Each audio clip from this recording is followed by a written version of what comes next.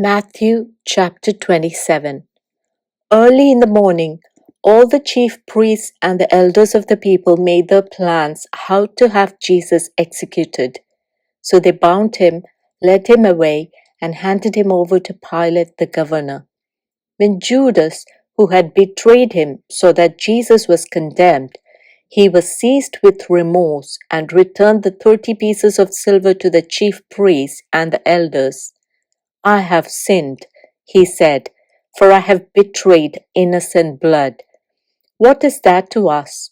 They replied, That's your responsibility. So Judas threw the money into the temple and left. Then he went away and hanged himself. The chief priest picked up the coins and said, It is against the law to put this into the treasury, since it is blood money. So they decided to use the money to buy the potter's field as a burial place for foreigners.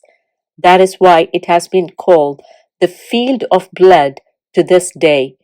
Then what was spoken by Jeremiah the prophet was fulfilled. They took the 30 pieces of silver, the price set on him by the people of Israel, and they used them to buy the potter's field, as the Lord commanded me. Meanwhile, Jesus stood before the governor, and the governor asked him, Are you the king of the Jews? You have said so, Jesus replied. When he was accused by the chief priest and the elders, he gave no answer.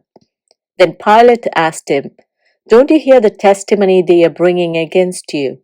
But Jesus made no reply, not even to a single charge, to the great amazement of the governor. Now, it was the governor's custom at the festival to release a prisoner chosen by the crowd. At that time, they had a well-known prisoner whose name was Jesus Barabbas. So when the crowd had gathered, Pilate asked them, Which one do you want me to release to you? Jesus Barabbas or Jesus who is called the Messiah? For he knew it was out of self-interest that they had handed Jesus over to him. While Pilate was sitting on the judge's seat, his wife sent him this message, Don't have anything to do with that innocent man, for I have suffered a great deal today in a dream because of him. But the chief priests and the elders persuaded the crowd to ask for Barabbas and to have Jesus executed. Which of the two do you want me to release to you? Asked the governor. Barabbas, they answered. What shall I do then with Jesus, who is called the Messiah? Pilate asked. They all answered, Crucify him. Why? What crime has he committed? Asked Pilate. But they shouted all the louder, Crucify him. When Pilate saw that he was getting nowhere, but that instead an uproar was starting, he took water and washed his hands in front of the crowd. I am innocent of this man's blood, he said. It is your responsibility. All the people answered, His blood is on us and on our children. Then he released Barabbas to them. But he had Jesus flogged and handed him over to be crucified.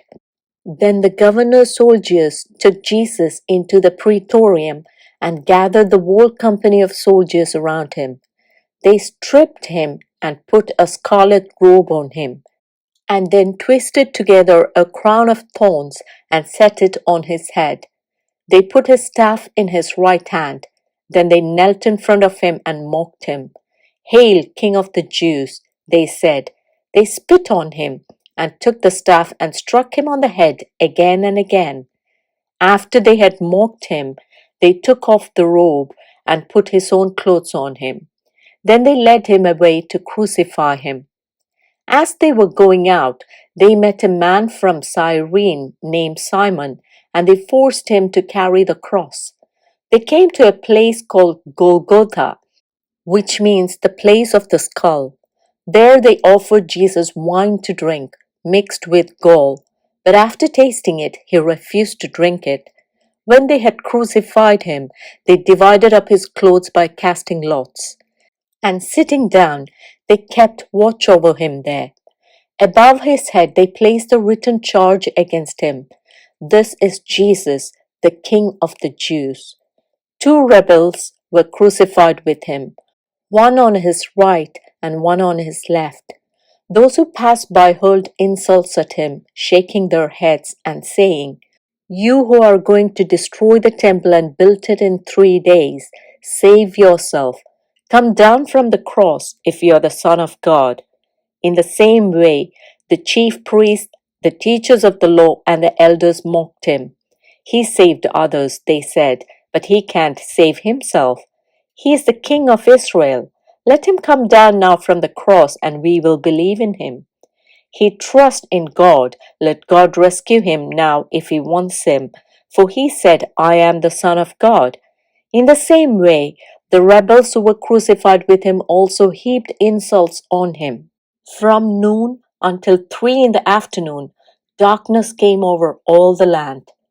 About 3 in the afternoon, Jesus cried out in a loud voice, "Eli, Eli, lema sabachthani," which means, my God, why have you forsaken me?" When some of those standing there heard this, they said, "He is calling Elijah." Immediately one of them ran and got a sponge. He filled it with wine vinegar, put it on a staff, and offered it to Jesus to drink. The rest said, "Now leave him alone. Let's see if Elijah comes to save him." And when Jesus had cried out again in a loud voice, he gave up his spirit. At that moment, the curtain of the temple was torn in two from top to bottom. The earth shook, the rocks split, and the tombs broke open. The bodies of many holy people who had died were raised to life. They came out of the tombs after Jesus' resurrection and went into the holy city and appeared to many people. When the centurion and those with him who were guarding Jesus saw the earthquake and all that had happened, they were terrified and exclaimed, "Surely he was the Son of God." Many women were there, watching from a distance. They had followed Jesus from Galilee to care for his needs. Among them were Mary Magdalene, Mary the mother of James and Joseph, and the mother of Zebedee's sons. As evening approached, there came a rich man from Arimathea named Joseph, who had himself become a disciple of Jesus. Going to Pilate, he asked for Jesus' body, and Pilate ordered that it be given to him. Joseph took the body, wrapped it in a clean linen cloth, and placed it in his own new tomb that he had cut out of the rock. He rolled a big stone in front of the entrance to the tomb and went away. Mary Magdalene and the other Mary were sitting there opposite the tomb. The next day, the one after Preparation Day, the chief priests and the Pharisees went to Pilate. "Sir," they said, "we remember that while he was still alive, that deceiver said, 'After 3 days I will rise again.' So give the order for the tomb to be made secure until the third day. Otherwise, his disciples may come and steal the body and tell the people that he has been raised from the dead.